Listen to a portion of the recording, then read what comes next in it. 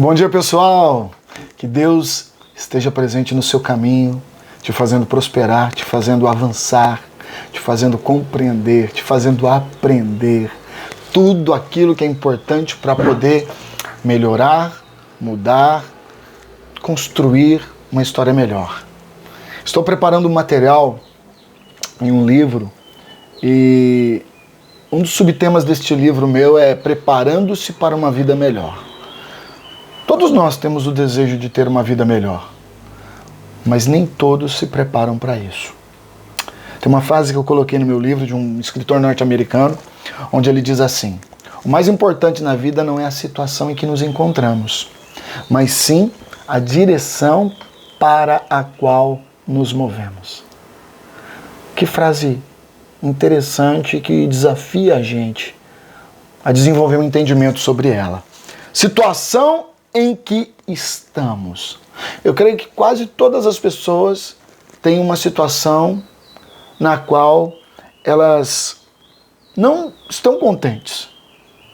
Não estão ali de forma pacífica olhando para aquilo. Aquilo incomoda, existem situações que incomodam a nossa vida. E a maioria das pessoas, se não todas as pessoas, têm situações que incomodam.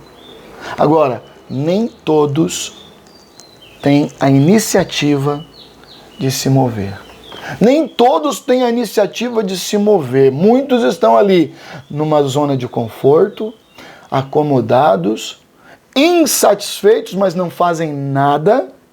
E muitas vezes acostumam com aquela realidade e passam a conviver com aquela situação que prejudica, que interfere, que traz ou se põe como uma barreira, um obstáculo, mas olham para aquilo e já se acostumaram com aquilo. Agora, é interessante pensar que o mais importante é a direção para a qual a gente se move. Ou seja, nós somos desafiados a todo dia que a gente desperta, tentar encontrar um caminho melhor, tentar encontrar e buscar uma solução, tentar desenvolver mecanismos que facilitem a nossa vida, que nos ajude a construir uma história melhor para a nossa vida. Na Bíblia nós temos duas histórias bem interessantes que falam sobre isso. A primeira história é a história daquele homem que estava na beira de um tanque, num lugar chamado Betesda, e ele estava ali já há 38 anos. Interessante porque 38 anos é uma vida. E ele está ali acomodado e quando Jesus chega lá, Jesus vai curá-lo, Jesus fala assim para ele: o que você quer? Ele fala: ninguém me ajuda. Quando eu tento, vem outro mais rápido que eu e passa na frente. E aquele homem se acostumou àquilo, talvez aqueles 38 anos foi porque ele nunca teve uma iniciativa de se mover numa direção que o ajudasse. E Jesus cura ele. E ele sai dali transformado.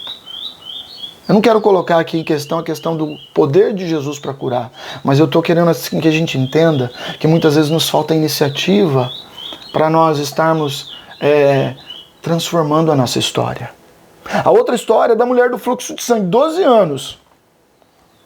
Um fluxo menstrual contínuo, dia a dia, 12 anos. Naquele tempo não tinha absorvente, não tinha OB, não tinha íntimos, não tinha nada disso. Então imagina, gente, as condições de higiene pessoal daquela mulher. E ela tinha que conviver.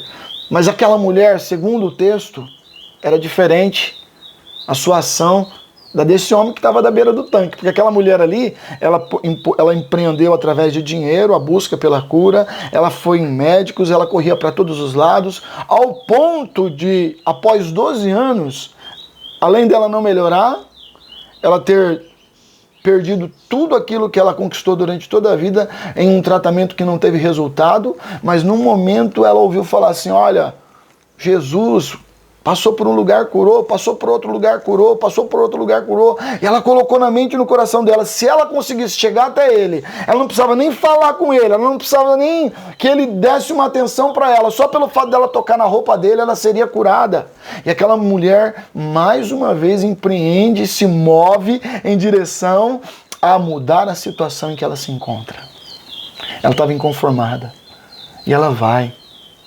E a palavra do Senhor vai dizer para a gente que ela foi em meio à multidão, de forma silenciosa, não fez alarde, não saiu ali, dá licença, não, ela foi quietinha, tocou na roupa de Jesus e virou as costas e saiu. O que aconteceu naquele momento? Jesus parou. Jesus parou e falou assim, alguma coisa aconteceu, alguém me tocou. Alguém me tocou. E os discípulos zombaram dele. Falou, mestre, a multidão te comprime, a multidão está espremendo você aqui, a multidão não te dá sossego, você está dizendo que alguém te tocou. É lógico que alguém te tocou. Ele falou, não. Alguém me tocou porque de mim saiu poder.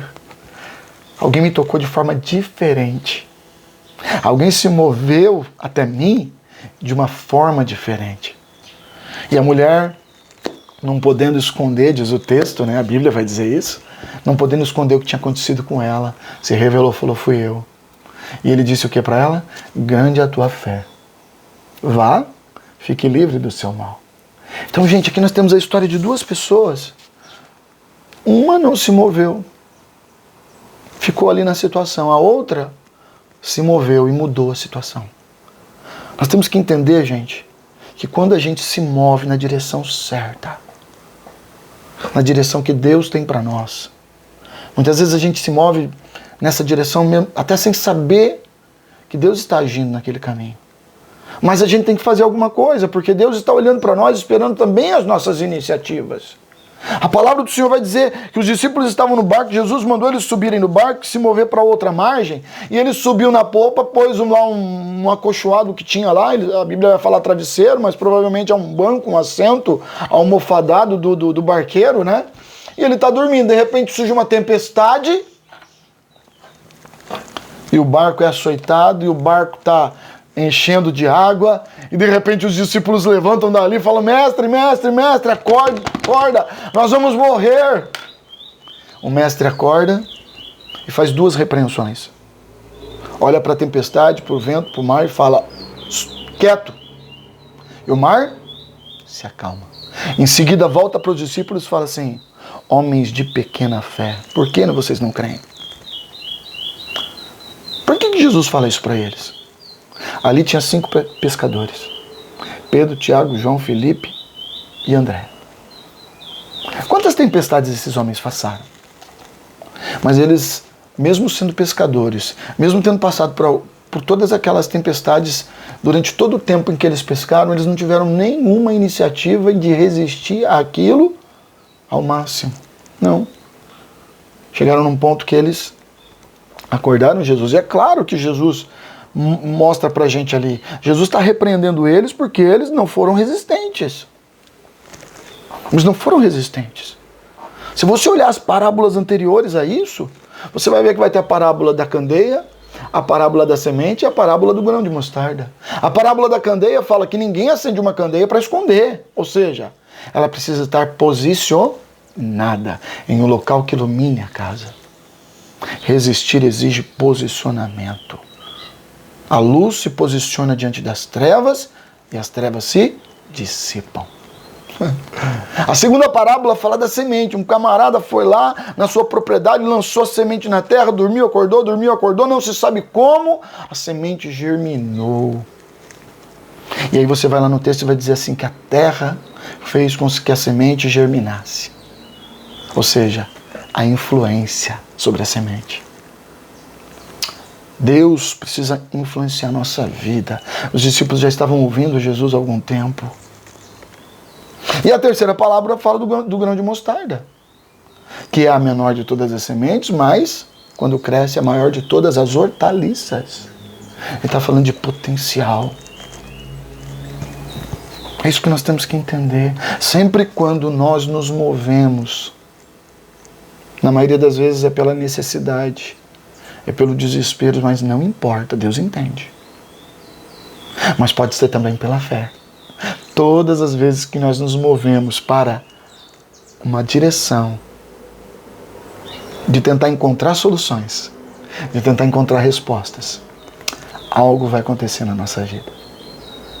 E nós vamos ser ajudados por Deus e por nós também.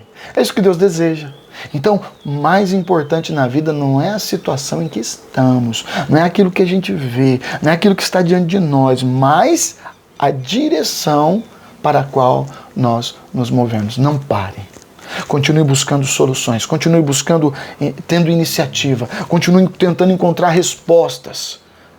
E Deus vai te ajudar, Deus vai te ajudar a encontrar aquilo que você precisa. Então que Deus abençoe a sua vida nesse dia. Em nome de Jesus. Um abraço.